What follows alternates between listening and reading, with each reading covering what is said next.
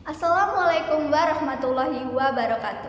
Perkenalkan, nama saya Anggun Oktavia Rahmadani dengan NIM E0025296 dan bersama rekan saya Rifat Karamawati dengan NIM E0025001.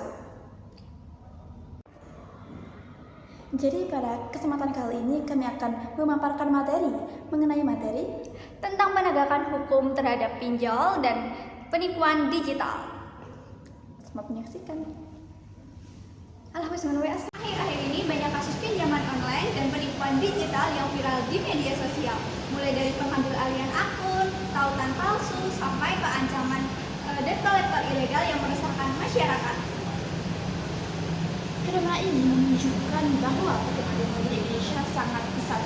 Tetapi kesadaran akan literasi digital dan pemahaman tentang hukum di masyarakat tidak sejalan.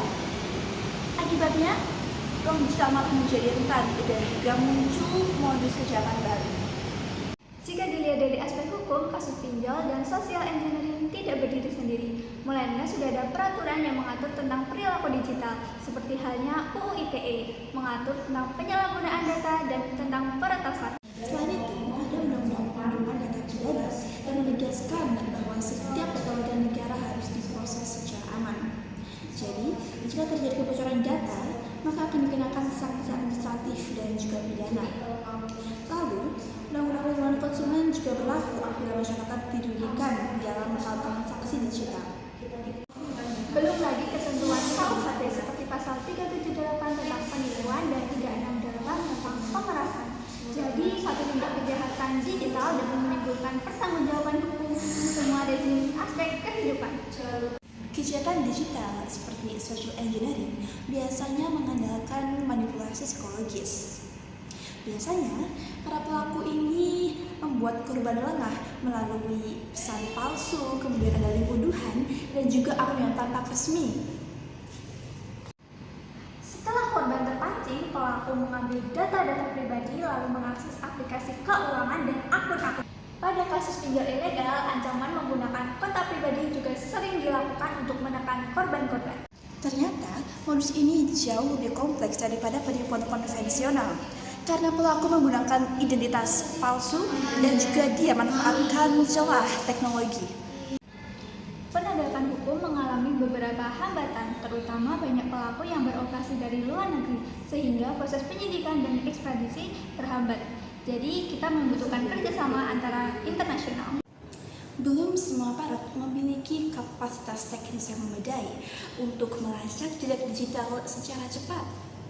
Ditambah lagi, literasi digital masyarakat masih sangat rendah.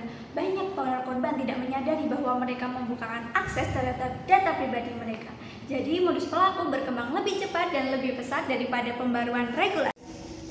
Jika dilihat dari perspektif pengetahuan hukum, fenomena ini mencerminkan bahwa hukum memiliki fungsi sebagai alat rekayasa sosial.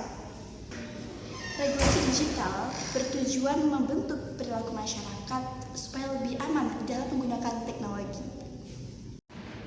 Konsep kepastian hukum juga relevan. Masyarakat membutuhkan perlindungan data dan transaksi digital, sehingga tidak ada ruang abu-abu yang dapat dimanfaatkan bagi para pelaku kejahatan.